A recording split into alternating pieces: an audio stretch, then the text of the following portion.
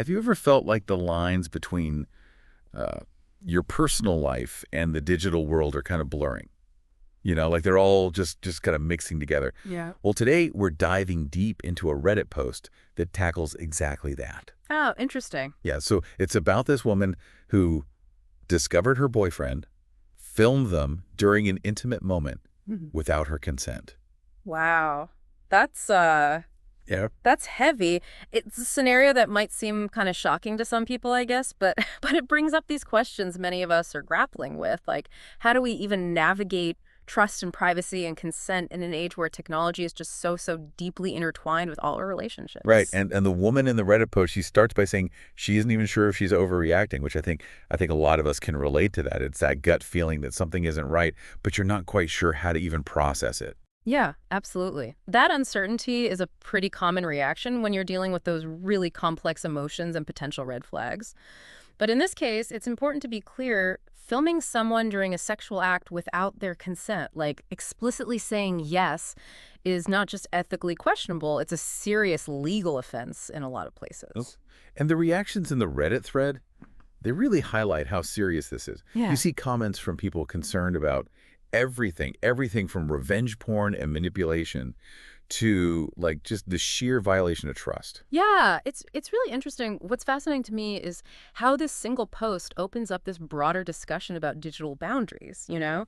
Makes you think about the implications of like tech savviness and the potential for hidden agendas, like especially when one commenter mentions the boyfriend having multiple phones. Multiple phones. Yeah. Okay, that's definitely a detail that makes you go, hmm.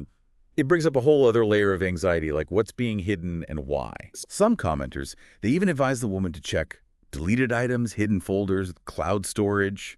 It's like a digital detective game almost, but with incredibly high stakes. Yeah, and it speaks to a very real fear that I think a lot of us have in our digital age, the lack of control we often feel over our own digital footprint. You know, even if something is deleted, is it truly gone? And who might have access to it without our knowledge? Right, it's kind of scary. And it's Yeah. heartbreaking to see the anxiety that the original poster expresses Yeah. about confronting her boyfriend. You can tell she's wrestling with that fear of losing the relationship, but also the fear of what might happen if she doesn't address this violation of her privacy. Yeah, it's a really difficult situation with no easy answers. On the one hand, you have that desire to try and save the relationship. On the other, you have this very real need to protect yourself and set boundaries. And sadly, this dilemma that she's going through, it reflects a much larger societal issue. We're seeing this alarming rise in image-based abuse, and this story is just one example of how technology can be weaponized in these situations. It's scary. hmm And this brings us to another layer of this whole thing, right? The boyfriend's justification for filming the encounter. He actually claims it was to, like, help the woman with her self-esteem issues. Oh, it's like he tried to spin it as this like thoughtful gesture, Yeah. saying like, "Look how amazing you are." But so many commenters called him out on that. Like they were pointing out it's just a flimsy excuse for violating her trust and privacy. For sure. It's almost a textbook example of gaslighting, like a manipulative tactic where someone tries to make you doubt your own reality and your emotions, you know what I mean? Yeah. In this case, he's framing what he did as being for her benefit when it's really about control and fulfilling his own desires. And that's what makes it so insidious, right? It can really make you start to second guess yourself. You start thinking maybe he's right, maybe I'm overreacting. But it's crucial to remember like he completely disregarded her consent. He took away her agency in that moment. Exactly. And that's why it's so important to recognize the red flags of coercive control. Like it's a pattern of behaviors aimed at dominating and controlling a partner. And filming someone without consent can absolutely be a part of that. To better understand coercive control, think of it as this gradual erosion of someone's autonomy. It can start subtly, maybe with constant criticism or monitoring of your activities and stuff, but it escalates over time. Yeah. The goal is to make the victim dependent and compliant, a lot of times making them question their own perceptions. In this case, it really highlights how technology can be used as a tool in coercive control. The fact that the boyfriend might have, multiple phones, hidden folders, or cloud storage, it adds to that feeling of power imbalance. It's like a digital web that can be really, really difficult to untangle. And that sense of helplessness, you can see it reflected in the advice given to the original poster. People are telling her to check deleted files, search her hidden folders, even scrutinize his cloud storage.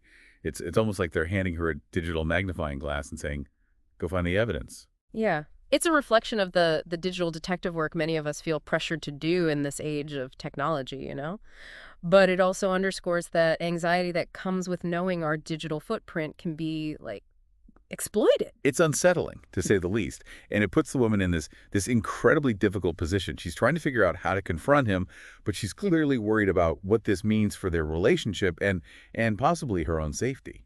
It is a delicate balancing act. And unfortunately, there's no one-size-fits-all answer. Like, the decision of how to proceed, it depends on her individual circumstances and her own assessment of the risk involved. And the Reddit thread, it doesn't shy away from addressing those risks either. The fear of revenge porn, that he might share those videos without her consent. It's a recurring theme that comes up over and over. And that fear is absolutely valid. Like, the potential consequences of non-consensual image sharing are devastating. It can impact someone's reputation, their career, their relationships, and of course, their mental health. This form of abuse is something we need to be taking very seriously. The discussion around this case, it really brings to light a crucial point. This isn't just about intimate partners. Non-consensual filming and sharing of intimate images, it can happen in any relationship where there's a power imbalance or a violation of trust. Absolutely. This case is just one example of a much, much larger problem.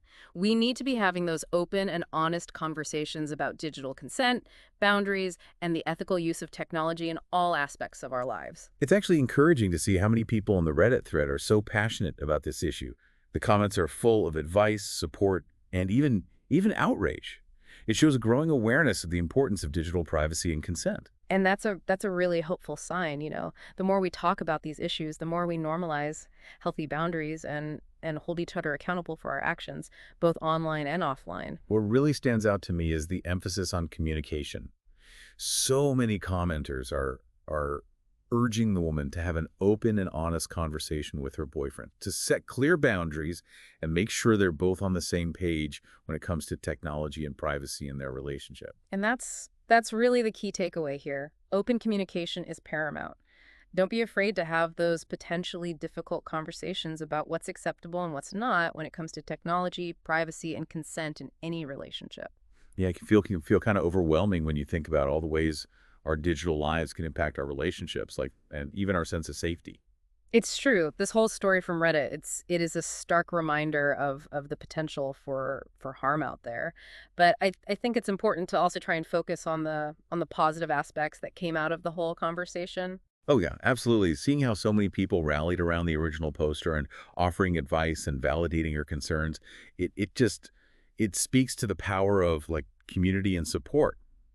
It's a reminder that even in those darkest corners of the internet, you can still find empathy and compassion shining through. Yeah, totally. It shows that as a society, we're becoming more aware of this and more willing to speak out against these types of violations. There's a growing recognition that digital privacy and consent is important, and they're refusing to stay silent when those boundaries are crossed. And I think that's really what this whole deep dive comes down to, the importance of awareness, communication, and action. Recognizing that the digital world it's an extension of our physical world. And the same principles of respect, consent, and ethical behavior, they apply there too. We need to be more proactive about creating a culture where these principles are not just something we talk about, but are truly embodied in how we interact with each other. It's about having those open and honest conversations with our partners, friends, family about what's acceptable and what crosses the line. It's about setting clear boundaries for ourselves Yes. and respecting the boundaries of others. And maybe most importantly, it's about trusting our instincts. If something just feels wrong, it probably is. Yeah, don't be afraid to speak up, to seek support, and to demand respect in all your relationships. And remember, there are resources available if you or someone you know has experienced a violation of digital privacy. We'll be sure to share some of those resources in the show notes for this episode. Yeah, and if you're finding this conversation, insightful and thought-provoking, we encourage you to share it with others.